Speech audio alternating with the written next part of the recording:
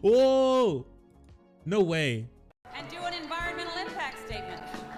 We'll have you down and you can grab the train home. Look at his freaking face, dude. He looks like a bug. He looks like a bug in a suit. What is he supposed to be, Spider-Man? Wait, what's happening? What are these gloves? Dude, what are these goggles? He looks like he stole them off of a he looks like he stole them off of a granny, dude. The train home. Here we go again. My, nothing could be greater. Mamma mia, do our show again. My, only 6 years later. Yes, we got resurrected, 'cause he got re-elected 3 times just by spending lots of dough. Mamma mia, how I love that show.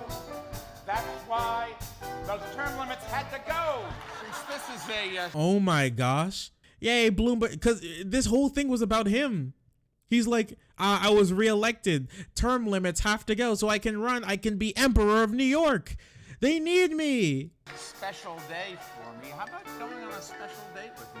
You know, the Staten Island Ferry's the most romantic ride in town. God, what a cheapskate. Here is our big idea. We call it Mayor Mia. That's right, that's the title of our show. Mayor Mia.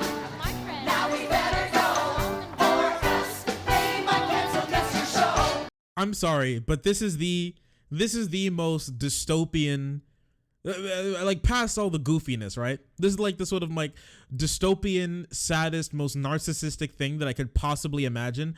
This dude, hundreds of billions of dollars, spends his time being like incredibly racist and basically do eugenics on the non-white and poor class in New York as an absolute goon. Has a history of just being a hated human being, who's a rich person who thinks he can fix all the world's problem because he's just better than them and he knows how to run shit, and their filthy squabbles are only going to lead them worse, lead them down the path of destruction, and he's going to be the shepherd to all these sheep. And he buys his own show where he pays people to sing his praises as a mayor, holding up signs calling it Mayor Mia about himself.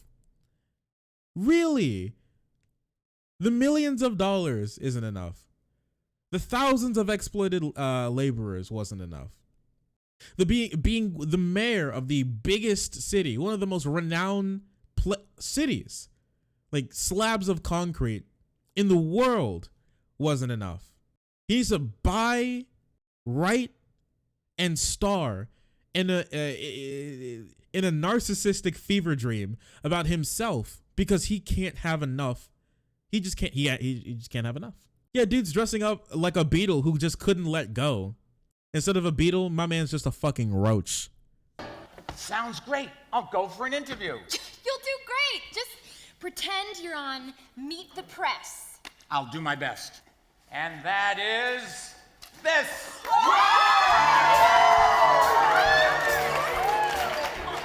My spidery senses are tingling. Oh, he was supposed to be Spider-Man. My man looked like oh my, what is this suit? It looks like he left it in the washing machine with a bag of Skittles in his pocket. What is this supposed to be? Is he NYC Man? For a true superstar. I've got you, pension monster. Oh! He can. This should be studied, honestly. This just needs to be studied. Save us from doom And take that, budget bedbug. Mamma mia, do our show again. My, only 6 years later. Ooh, that's creepy. Oh, this is so creepy. Capitalism. A defining feature of our society, isn't it? One that lots of us love to fight against. Something that a lot of us love to meme against.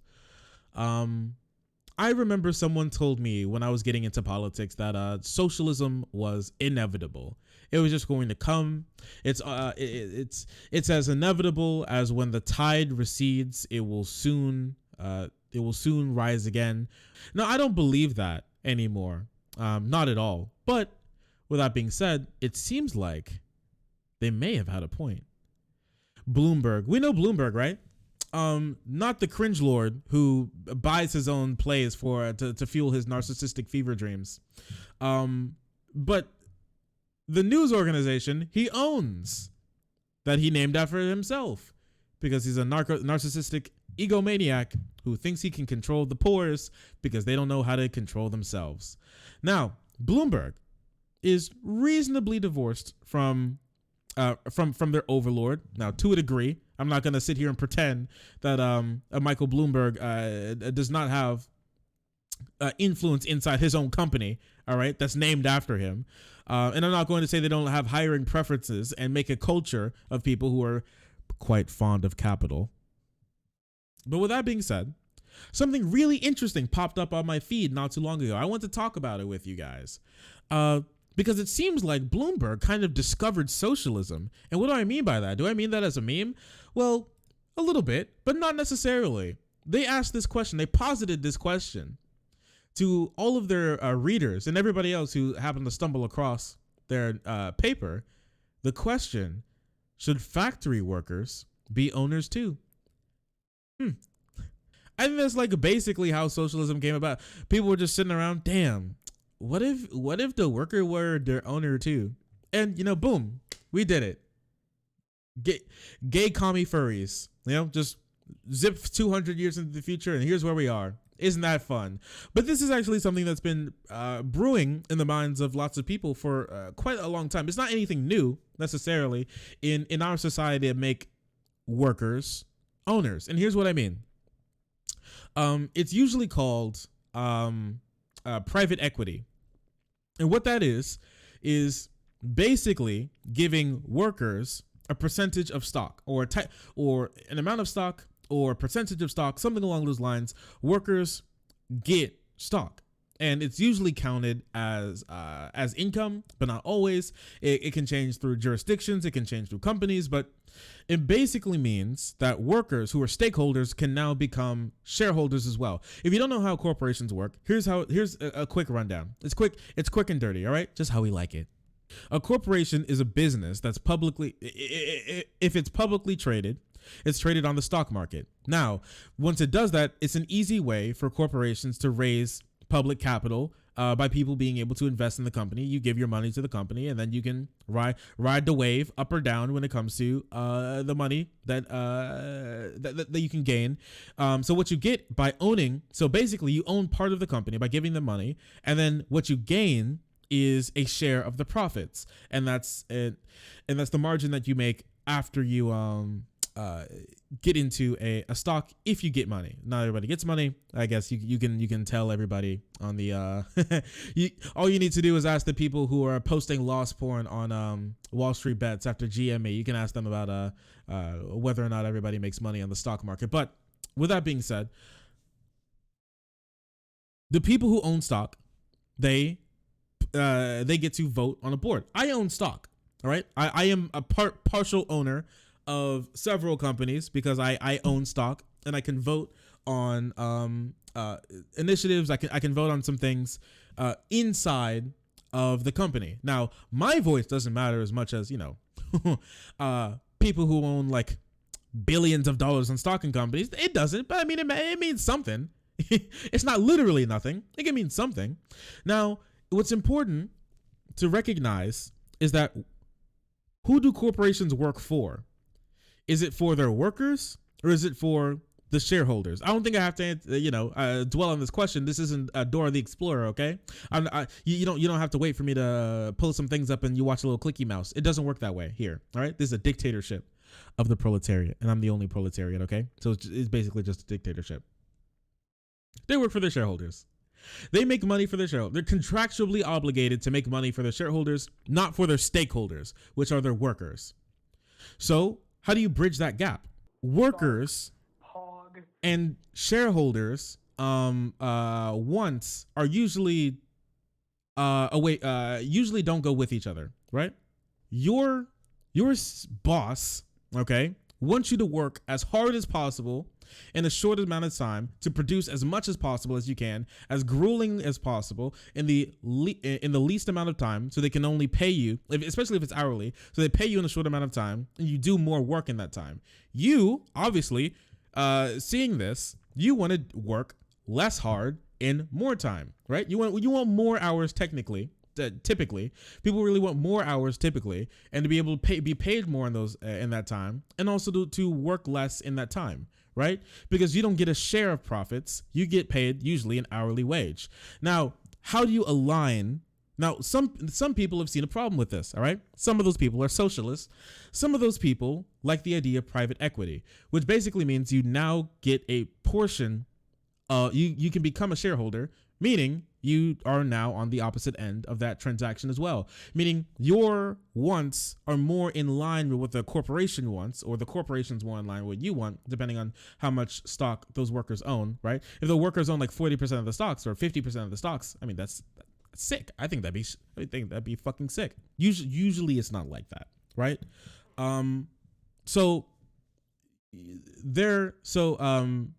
What they want are more in line with each other, meaning that it creates a better work environment for everyone involved. And there have been companies all throughout history who have been thinking of something like this. Private equity giant thinks workers should be owners too. This is something in Bloomberg opinion. And one company that really took the dive was Harley Davidson. They recently I've reached my article limit. Wait a second.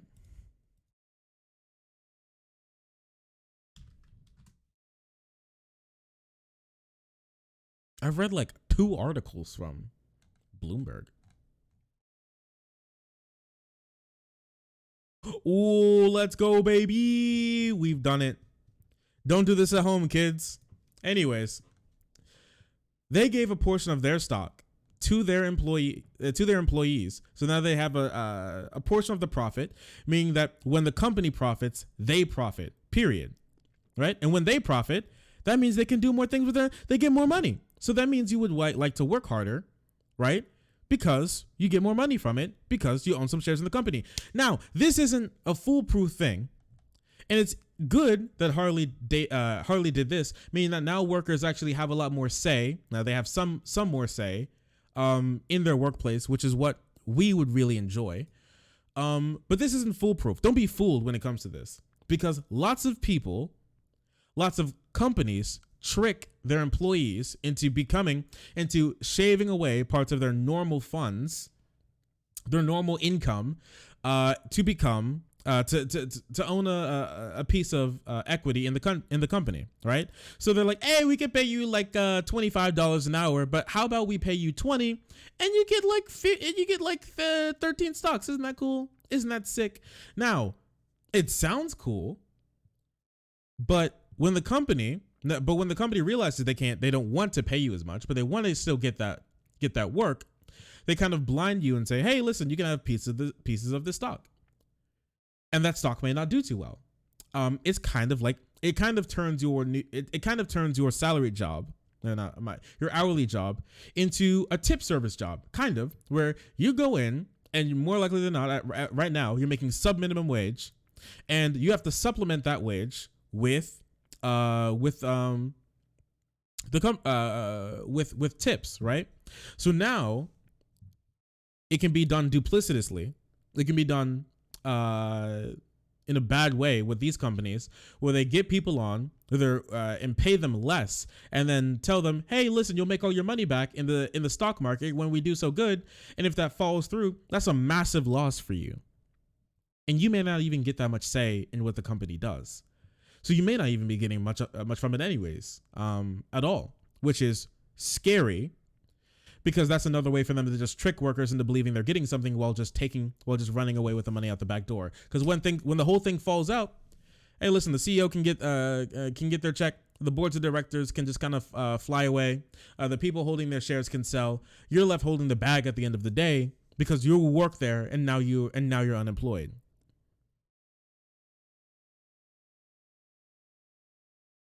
So I think it's a really interesting thing. That's something that I was thinking of when it comes to these corporations, to have a large chunk of it owned by the stakeholders, and make stakeholders shareholders to align their wants and needs together, so people won't be as exploited in their workplaces. So they actually have a way to lobby capital. So they're actually at both ends of this transaction, meaning that their wants are far more accounted for, who matters, right? Because a lot of corporations don't see their stakeholders necessarily as a really important piece of the puzzle in the same way that they do their shareholders. And some people talked about this. I wanted to go over like a little bit of them talking about this. So equity grants account for the vast majority of compensation for most executives, but KKR and Co. had the idea of giving some of that stock to the rank and file. Now, this was the brainchild of Peter Stavros, who I have the pleasure of speaking with today. We're going to talk a little bit about what Peter has done, how these programs work, and what other companies can learn from his experience. So thank you so much for joining us today, Peter. Also, a really big important thing to mention is the fact that, as she mentioned there, and I forgot to mention it, lots of CEOs, their money comes from increasing the stock price. So it's a really interesting thing, right? How the shareholders, how the board of directors, how the CEO, all of them have interest pointed towards one thing, which is increasing the stock price of the company. And then there are workers whose goal is pointed towards another thing in the complete opposite direction, which is better work and higher wages and lower hours, which does not translate easily to a higher stock price. So you see a lot of stock buybacks, right? You see a lot. You can see even halts in reinvestment in companies. To increase for just a blanket sort of increase in stock price. This has happened before. So those massive bumps in the stock price, right? When you see companies like feverishly hounding over those stock prices, a lot of that is pushed by they make their money that way. But the company themselves make their money that way. But the people who are running the show, they also make their money that way. That's where a lot of it came down to. There are less Americans than ever invested in the stock market, and the people who make the most amount of money in this country are the ones who are most invested in it. My pleasure. Thanks for having me. So just to start out, how did you come up with this idea of issuing stock to employees? Well, it started with my dad. My dad was an hourly worker. He worked at a construction company in Chicago. He operated a road grader for 45 years. And he was very careful when I was growing up to help me understand the disconnect between an hourly employee and the company that employee works for. Because if the exclusive way you're compensated is an hourly wage, then you want more hours and your employer wants fewer hours. And so my dad had always pushed for profit sharing as a way to better align incentives. So that really stuck with me. And then, I got into investing almost 25 years ago. That was kind of the first chance I had to really think about ownership inside of a company. And then, to kind of cut to more recent history, about 10 years ago, I took over investing for our manufacturing sector and got a chance to put some of my ideas into action. And you've done this now at 8 different companies, and one of those is a pretty major public company, Ingersoll Rand. And I just wonder, what is sort of the end goal with these policies? When you put them in place, you've now obviously done it a couple of times. What are you trying to achieve? Well, on the employee side, the goal is to give lower income employees an opportunity to create wealth. On the company side, the idea is that broad-based ownership can serve as the foundation for a better culture, and a better culture can lead to better performance. So what we're trying to achieve is to figure out how can you share ownership and wealth and do it in a way that's actually good for the company, for the employees, for the community, et cetera. And that's kind of what that's the goal. I think the ultimate goal is to change the way equity incentives are distributed inside of companies and to make it more broad-based. Aligning incentives is a really important thing when it comes to companies, how they interact with their communities and their workers. I remember a factory in Iowa, in particular. I forget where exactly. I think it was Purdue, like the meat company. Tyson. It was Tyson or Purdue. I forget which one. Maybe Tyson. It was a meat packing facility, and when COVID hit, the managers were betting on how many workers were going to get COVID. They were rolling dice. They were having a good ass time. Like, maybe like 10%, 20%. Bad dude. You think it's too low? I'm thinking 50%. It turned out that I'm pretty sure 1,000 workers either got COVID or died. Oh yeah, 1,000 workers died, and almost half of the workforce, or more than half of the workforce, got COVID, got sick. And it's all because they decided to do literally nothing to ensure barely any PPE, barely any social distancing, to ensure that those workers were going to be safe. This had a detrimental impact on the community that the factory worked in, because those people didn't like live, sleep, eat, and breathe and shit inside the company. They went home to their families, to their friends. They had to go to the grocery store. They had to go to the Social Security office, mostly because they get their fucking Social Security, because these people weren't getting paid shit. They had to live their lives still while contracting and transmitting COVID, all because of the lack of care from their managers and their higher ups for their safety and well-being, because their incentives weren't aligned. The workers wanted to work less and at less intensity and further away from each other because that's better for their health. The company didn't want that. They wanted them to work harder, closer together, because that's better for their bottom line. Their incentives aren't lined up, which leads the workers to be the ones always holding the bag. And them being the ones who die, who get sick, who have family members, who have to worry about not having health care or scrounging for food. These are the things that they have to worry about. These are the things that their life comes down to. One of the most egregious things about that story, if I remember correctly, is that those managers that were betting on how many workers were going to get sick and die, after the factory started turning into like a COVID-19 hotbox, they stopped even visiting the floor, right? They started to delegate other workers to do their job for them because they didn't want to visit the floor because they didn't want to get sick. Some of them even stopped visiting the factory entirely and just only went in to clock in and then leave, having like 3-4 masks on and fucking like scuba goggles on because they didn't want to get sick, but they were going to force their workers to work anyways. Or they said either work or, you don't have to work, just find a new job. That or they even had incentives for people while they were struggling in Iowa, right? And you don't make too much money in Iowa.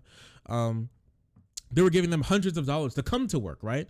So you could be suffering, and the only way that you can make more money to ensure that your family was going to eat that week was to go into this COVID-infested hot box, all because they didn't want to spend a single dime paying people to stay home during a global pandemic.